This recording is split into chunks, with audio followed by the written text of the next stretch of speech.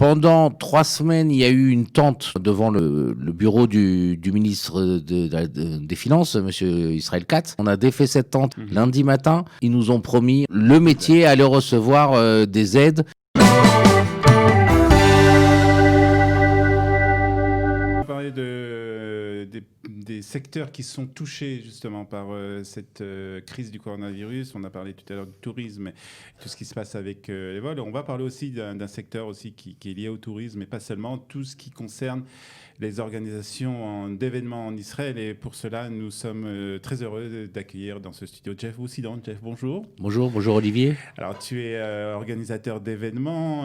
Aussi, tu travailles dans le tourisme. On parlera aussi un peu de ce secteur. On va plus parler de ce secteur de l'événementiel, organisation de mariage, bar mitzvah, organisation de groupes aussi qui viennent en Israël pour visiter le pays. Alors, tout ce secteur, Jeff, s'est arrêté en fait depuis le mois de mars. Tout ce secteur, vu que les frontières sont fermées, tout celui qui avait une fête ou un mariage prévu en Israël pour le mois de mai, juin, août, pour l'instant, c'est annulé. Certains ont annulé et ont décidé de se marier en France. D'autres ont décidé de repousser pour octobre. Et maintenant, ils sont encore très effrayés parce que octobre aussi peut être compromis. Certains sont passés directement à l'année prochaine. Et on essaye de trouver des solutions avec les salles, avec les prestataires. Alors c'est ça, parce que c'est très important de le signaler. C'est pas seulement les salles les salles de l'Oulam de Héroï, mais les salles où on fait les mariages qui sont touchées. C'est tout ce qui est autour. C'est les personnes qui font la décoration, c'est les personnes qui font la décoration florale, l'éclairage, etc. C'est une industrie entière, en fait. Ouais, tout à fait. Le monde de l'événement, que ce soit l'événement privé, comme on dit dans notre jargon, c'est-à-dire les fêtes, ou l'événement professionnel, c'est-à-dire les congrès, les tarouchot, les expositions, tout ça, ça inclut à peu près entre 150 000 et 180 000 employés dans ce secteur. Pendant 3 semaines, il y a eu une tente devant la maison, devant le bureau du ministre des Finances, M. Israël Katz. Pendant 3 semaines, des gens ont habité là-bas. On a levé cette tente, on a défait cette tente lundi matin, suite au coup de téléphone d'Israël Katz à une des leaders de ce Mavak, de cette manifestation, où ils nous ont dit qu'on allait recevoir, ils nous ont promis, on allait recevoir, le métier allait recevoir des aides pour les mois de mai et juin. Certains avaient reçu pour le mois de mars et le mois d'avril, mais mai-juin, il n'y a pas eu de reprise, donc finalement les gens vont être dédommagés.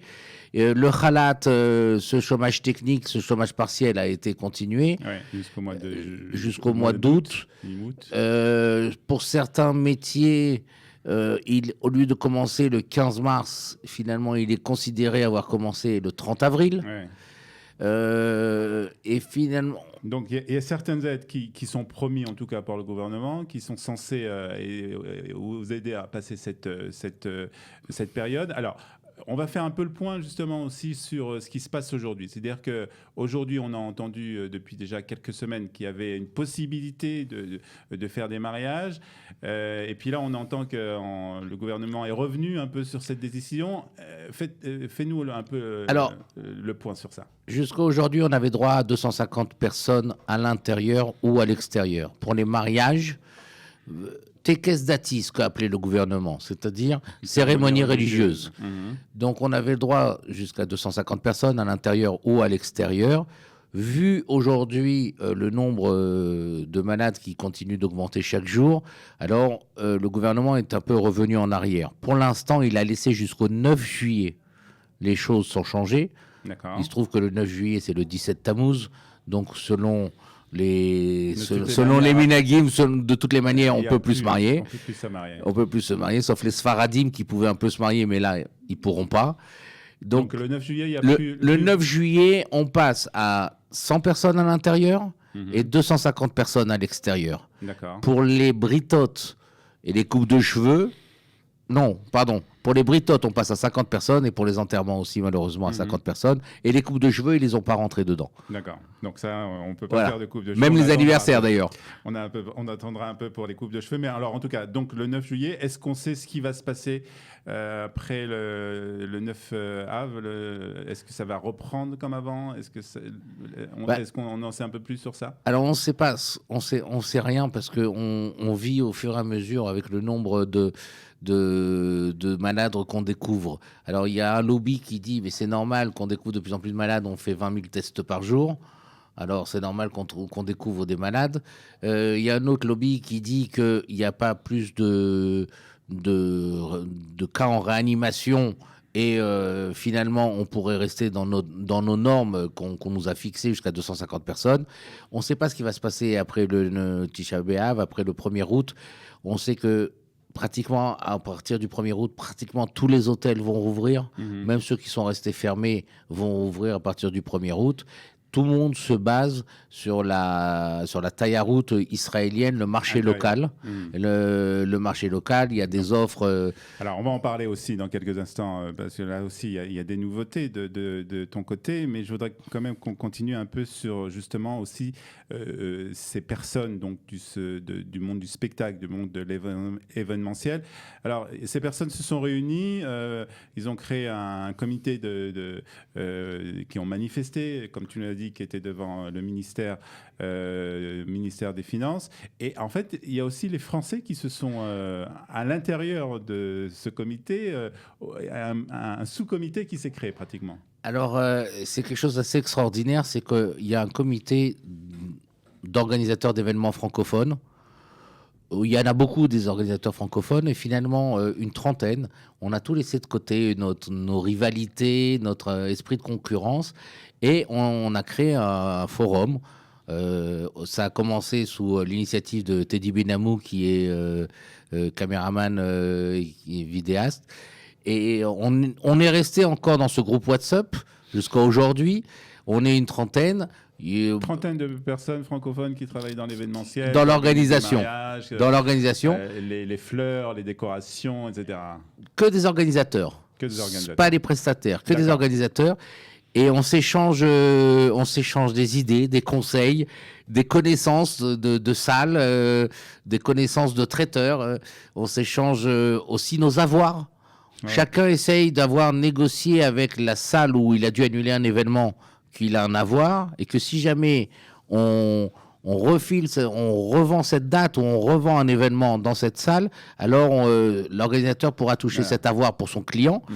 Et on se les échange. On se les échange, on se les met en ligne. Alors justement, ça c'est un sujet aussi important, parce que aussi on en a beaucoup parlé, on entend beaucoup de choses autour de ça. On en a parlé tout à l'heure avec Daniel concernant les annulations, la politique d'annulation pour les billets d'avion, etc. Maintenant, quelqu'un qui avait prévu d'organiser un mariage au mois d'août, et en général, ce genre de choses, on les prévoit plusieurs mois à l'avance, même des fois un an avant.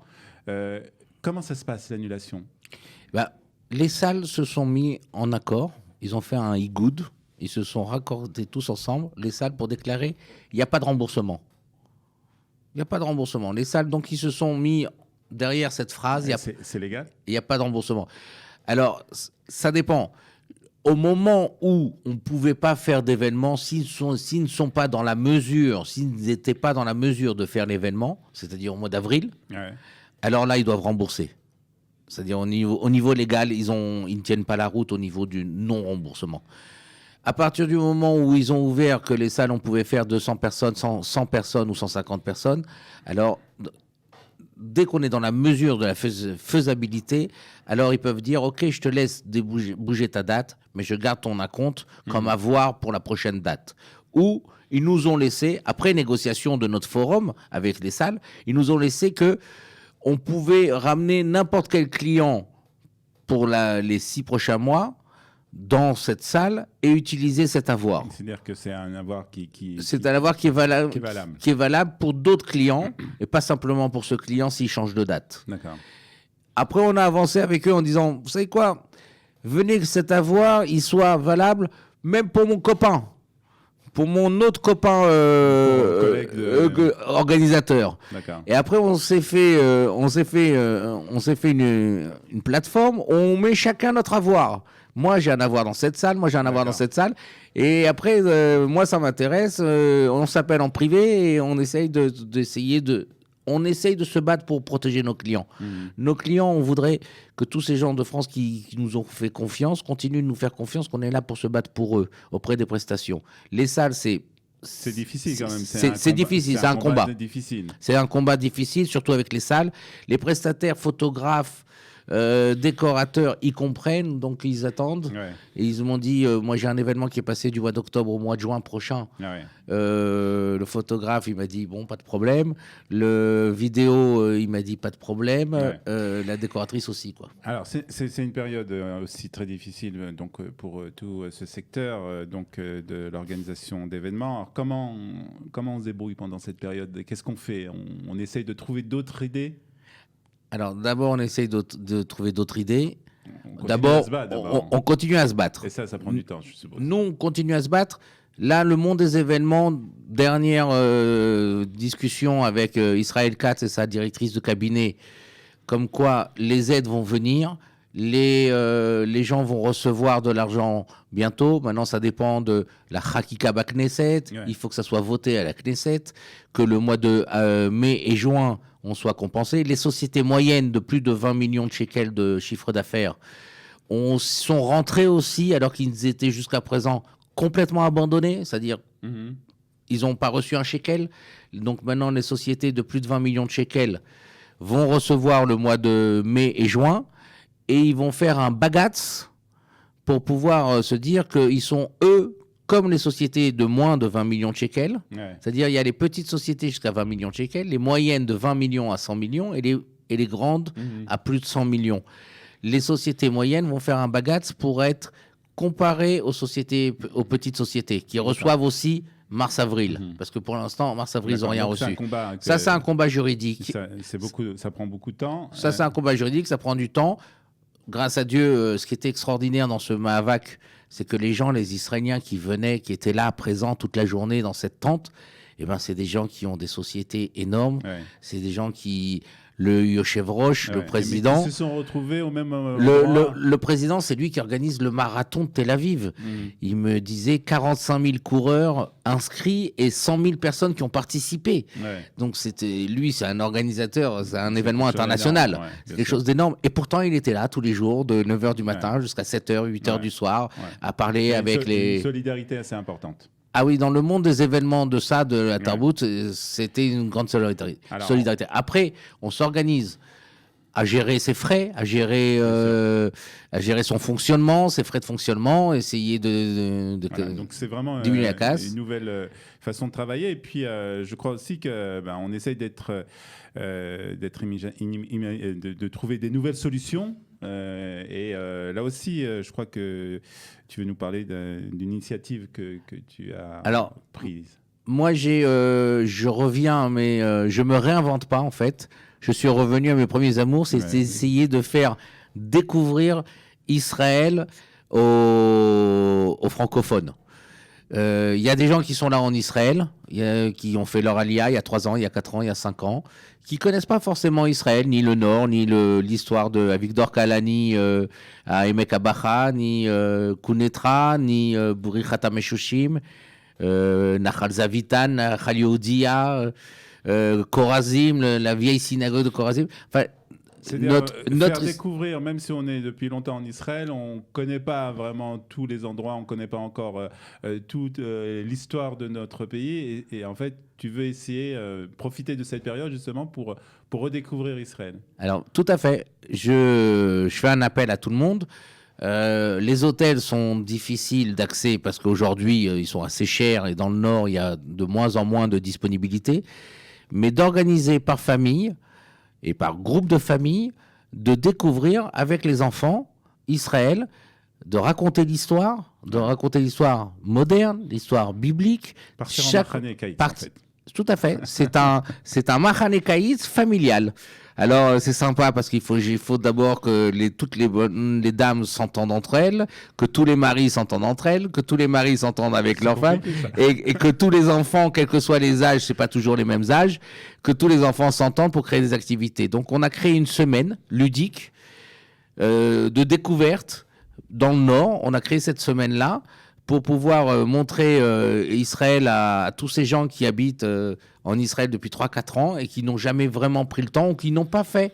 Certains veulent retrouver aussi ce qu'ils ont fait quand ils avaient 17 ans et 18 ans, quand ils ont fait Taglit. Eux, ils ont fait Taglit, ils ont fait bac bleu-blanc, ils ont fait des formules. Mais alors, si on parle Mahane Karitz, colonie de vacances, on va dormir aussi sous les tentes, on va dormir dans des campings, où alors, on va dormir chacun selon son budget. Il y en a qui ont les moyens, donc ils vont dormir dans un hôtel 5 étoiles. Et il y en a qui ont moins les moyens, ils vont dormir au kibbutz hôtel de... Il y en a aussi qui ont les moyens et qui ont envie de dormir peut-être peut-être, dans un mais camping. ils ont une nuit. Une nuit, pas beaucoup plus. Et en fait, Israël, le Nord a beaucoup à nous offrir, même le Sud a beaucoup à nous offrir. Et nous, on se propose à l'agence Maïtos avec nos guides avec qui on travaille, avec qui on a toujours travaillé, qui sont d'habitude qui guident nos Français qui arrivent en Israël. Et ben maintenant, c'est les Français qui sont en Israël. On veut les guider, leur raconter l'histoire de notre pays. Donc, un programme, on peut trouver le programme sur une page Facebook On est en train de le construire sur la page Facebook, sur le site internet. Les gens m'appellent en général et moi, je leur raconte mon projet. Très bien. Et donc, voilà. Une nouvelle façon de découvrir ou de redécouvrir Israël, de faire un grand Mahane. Avec un guide chaque jour. D'accord. Voilà. Très bien. Merci beaucoup, Jeff, en tout cas, d'être venu nous parler de tous ces sujets. Bonne chance et, Merci. Et bon Mahane Kaitz alors. Merci, tout à fait. Beaucoup.